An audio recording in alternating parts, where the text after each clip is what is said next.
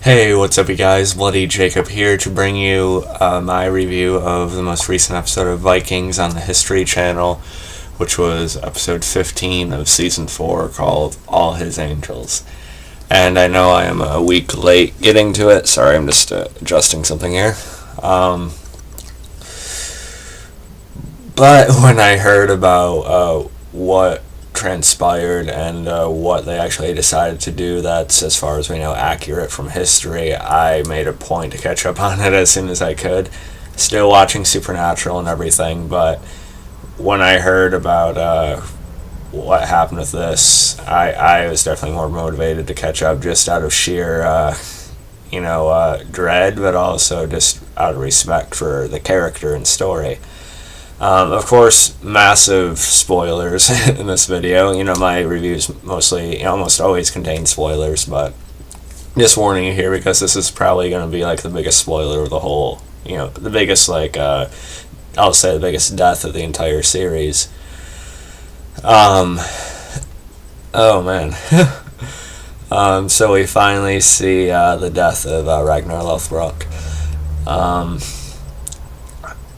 Oh man, I was floored, almost hit right in the gut by this episode. And now, a while ago, I did read what supposedly happened to the the real Ragnar in history.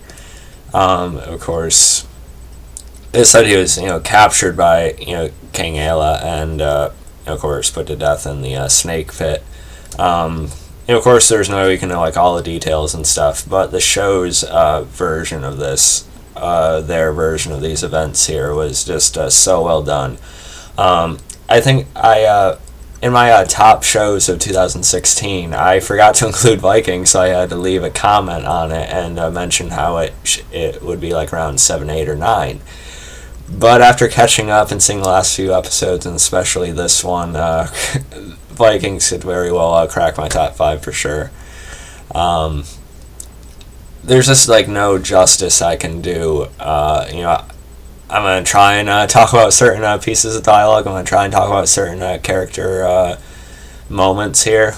But you just have to watch the episode yourself. It was just brilliantly written, brilliantly acted.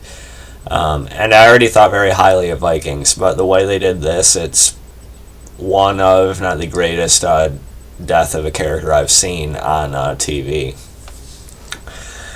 And, like I said, it really hit me, it floored me, because, I've really enjoyed Vikings. I did videos on, I did a video on season 2 when the season was already over, I think, just because I was catching up and liking it so much.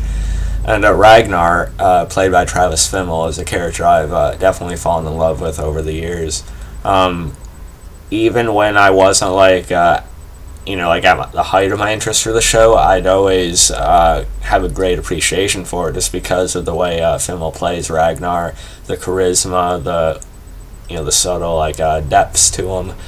And Ragnar, he's always been a heavily flawed main protagonist. He hasn't always been the greatest person, but at the same time you're glad that's not black and white, of course. But Ragnar, he always has had a heart.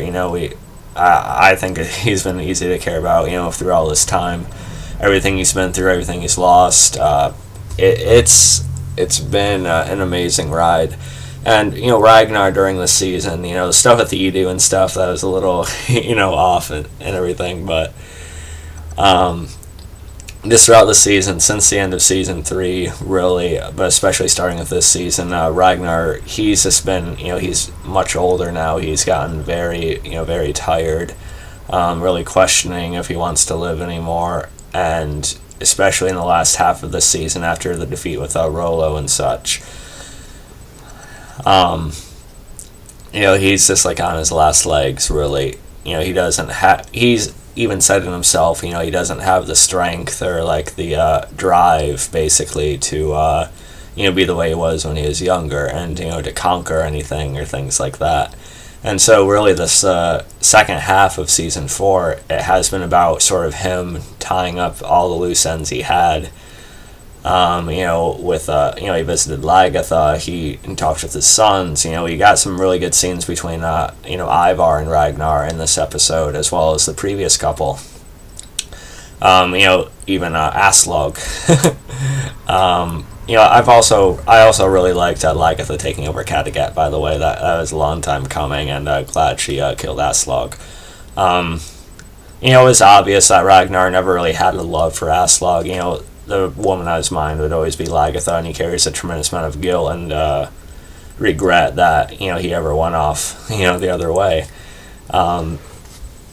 But they always have shared a bond with each other. Like Lagatha, she shared that kiss with him a few episodes ago, and Ragnar's fake death at the end of season 3, you could see Lagatha still, looking forward to them meeting in Valhalla, and reuniting and loving each other. So there's still a connection there, and Ragnar sees that Ivar the Boneless is gonna, rise up and be someone they should fear without realizing it until it's too late.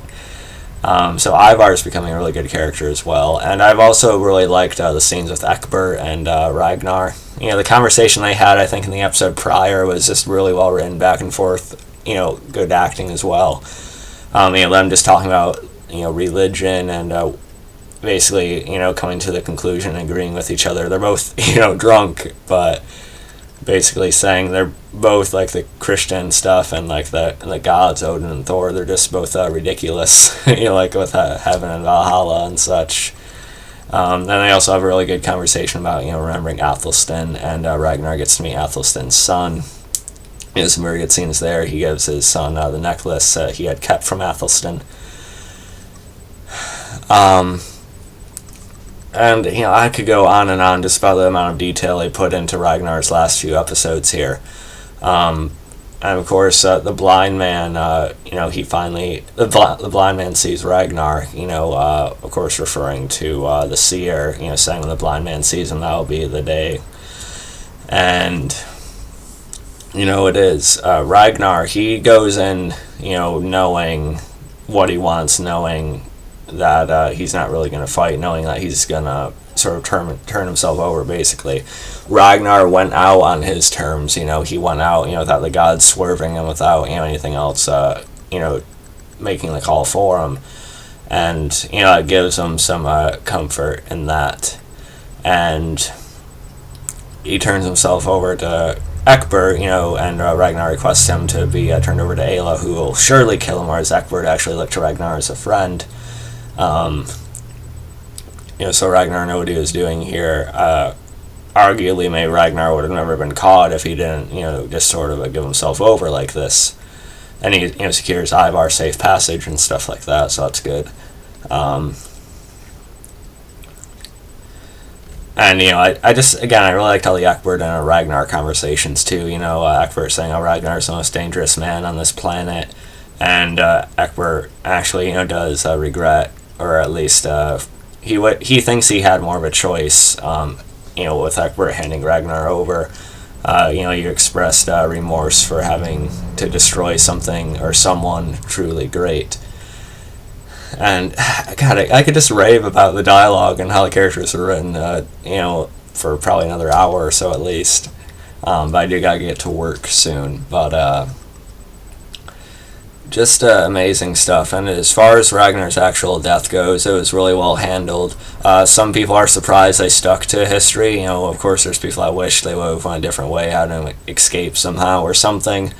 But I think that would have messed with sort of the realism of the show.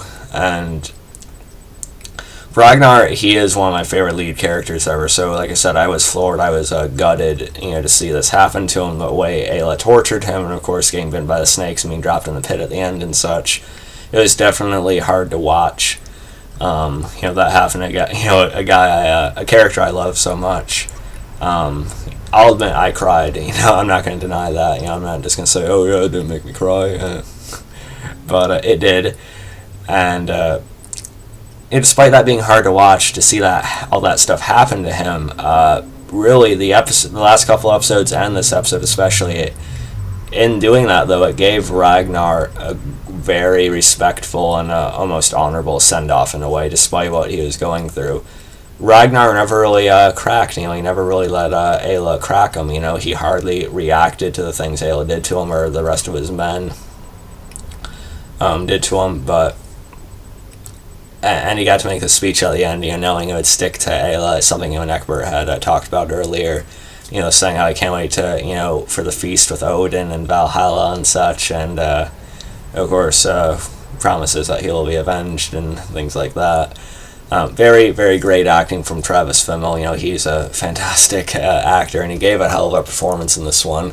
Definitely deserves an Emmy award, but how they are with leaving things out. But yeah, very, very powerful and intense, impactful episode, and part of me wants to give it a 10 out of 10. But I might have to go with like a 9.6, 9.7 or something, just because Ragnar died, and I don't like that, obviously. But really, I guess I will give it a 10 out of 10. There's nothing wrong with it. It was a great, sad, but very well written send-off for Ragnar. It's going to be really different without him on the show, though. Like I said, I really liked what they've done with Lagertha. She's probably my favorite character alive now, but it'll be a little bit different, and they are developing Ivar and such pretty well, but just Ragnar's presence on the show always kept me going through every bit of it. Even when I wasn't quite as interested, I always liked seeing Ragnar on screen and stuff like that. So it might be a little bit tricky, but I think I will follow the show for sure, just to see Ragnar's legacy, play out, with his sons and such. Hopefully, see Ayla just get completely destroyed at some point. But yeah, so let me know what you guys thought about this episode. I will be reviewing the episode tomorrow night. I'm really looking forward to seeing more of Lagertha's reaction to hearing about it and stuff, hopefully. But yeah, I love this episode, giving it a 10 out of 10. Nothing really like it. So yeah, let me know what you guys thought. Again, apologize for the lateness, but I'm glad I caught up now. So yeah, Ragnar, fantastic character, very well written send-off here. Very sad and intense to see, but it was really, really, really something special, I thought. So yeah, follow me on Facebook, Twitter, subscribe, and I'll catch you guys next time. Peace.